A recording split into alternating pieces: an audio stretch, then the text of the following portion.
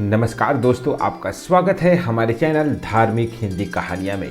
और आज फिर लेकर आया हूँ एक और धार्मिक प्रसंग जिसका नाम है संतोष।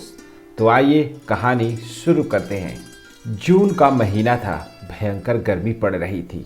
एक तीक्ष्ण बुद्धि संपन्न, मिलनसार एवं व्यवहार कुशल पढ़े लिखे युवक को खूब भटकने पर भी नौकरी नहीं मिल रही थी।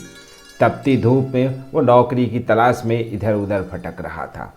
भटकते भटकते वह एक ऐसे मैदान से गुजरा जहां अपने में मस्त, बड़ा निश्चिंत एक वृद्ध घसियारा प्रभु के भजन गाता हुआ घास काट रहा था। वह युवक उस घसियारे के समीप गया और बोला, बाबा, इस मामूली घास को बेचकर तुम अपने परिवार का निर्वाह कैसे करते होगे? घसियारा थोड़ी देर चुप रहा और फिर मुस्कुराते हुए बोला, बेटा, भले मैं निर्धन हूँ, लेकिन बड़ी इच्छा नहीं पालता। जो मिलता है उसी में संतोष कर लेता हूँ। बाबा, तुम्हें अपनी गरीबी का क्षोभ नहीं होता? बेटा, यदि मैं पढ़ लिख कर ऊंची आकांक्षाओं वाला व्यक्ति होता तो संभवतः क्षुब्ध ही रहता। तुम तो काफ़ी पढ़े लिखे लगते हो, फिर भला मैं तुम्हें क्या समझाऊं? इतना अवश्य कहूँगा कि धन ही सब कुछ नहीं होता। संतोष धन से बढ़कर कोई धन नहीं है। वृद्ध घसियारा देखने में तो साधारण लगता था, पर उसके उत्तर ने युवक के हृदय को झकझोर दिया। वह युवक कुछ देर तो अवाक सा उस घसियारे की ओर देखता रहा, फिर बोला, बाबा, धन के अभाव में इच्छा होते हुए भी तुम कभी परोपकार कर सकोगे क्या?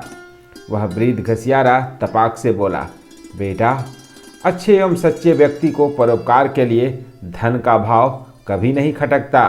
मैं भीख मांग कर भी कुआं खुदवाना चाहता हूँ। तपती दोपहरी में जब लोग ठंडा पानी पीकर तृप्त होंगे तो मेरे हर्ष का कोई ठिकाना नहीं रहेगा। मैं इस गरीबी में भी बहुत ही मज़े में हूँ। यह सुनकर उस पढ़े लिखे युवक का सिर श्रद्धा से झुक गया।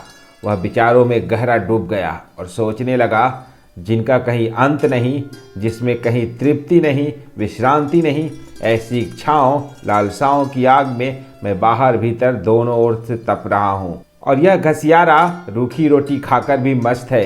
अपनी पढ़ाई का अहंकार लेकर इस तपती दोपहरी में मैं द्वार द्वार की धूल फाँक रहा हूँ, और वह वृद्ध घसियारा अनपढ़ होकर भी मुझ पढ़े को जीवन निर्माण का पाठ दे रहा है। पढ़ लिख कर मैं तो अपने में ही सिमट गया। मैंने कभी दूसरों की भलाई की चिंता ही नहीं की। मुझसे तो यह अनपढ़ घसियारा ही अच्छा है। उस वृद्ध घसियारे के चंद वचनों ने उस युवक के जीवन का कायाकल्प कर दिया। उसने नौकरी का विचार त्याग कर अनपढ़ लोगों को पढ़ाना शुरू किया। छात्रों से मिली गुरु दक्षिणा से उसका जीवन चलता रहा और उसी में उसे बड़ा आनंद आता था। आगे चलकर उसने नेपाली भाषा में रामायण की रचना की, जो आज भी नेपाल में श्रद्धा से पढ़ी जाती है। अपनी कृति से वह युवक अमर हो गया। उसका नाम था भक्त शिरोमणि भानु। तुम दूसरों के लिए सोचते हो तो ईश्वर स्वयं तुम्हारी सहायता करता है। इसीलिए मनुष्य को ऊंची आकांक्षाओं के मोह में न पड़कर जो मिले उसी में संतोष करते हुए परोपकार में लगे रहना चाहिए।